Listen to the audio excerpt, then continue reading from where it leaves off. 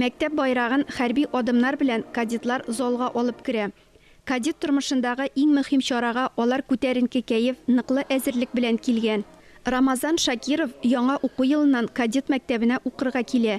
Киләчәктә илебезнең патриоты булып үсәргә телим ди егет. Башлангыч сыйныфларда укыганда кадет булырга хыялландым.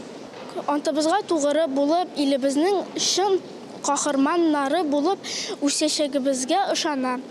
Кадет булу зур горурлык кына түгел, күпләр өчен ул зур тәрбия чыганагы да. Бирегә килгән укучылар башкаларны хөрмәтләргә өйрәнә. Бүгенге чарада 50 кадет ант бирде.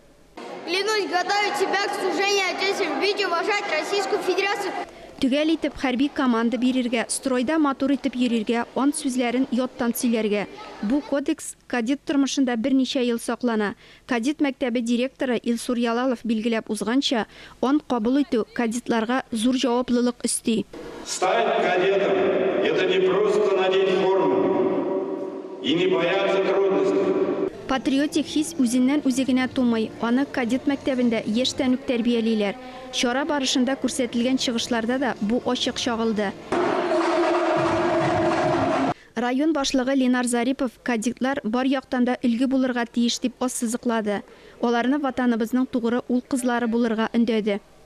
Бу сезнең туган җирегезгә, әти-әниләрегезгә ата-аналарыгызга дигән аталар. Һәр вакытта да бу антыгызга тугры булып калыгыз. Ант кабул итү чарасы егет кызларның музыкаль чыгышлары белән үрелеп, күркәм бәйрәм төсен алды. Ләлә Зайнуллина, Регина Салахова, Марат Сарахов, Татарстан яңалыклары өчен Актаныш районыннан.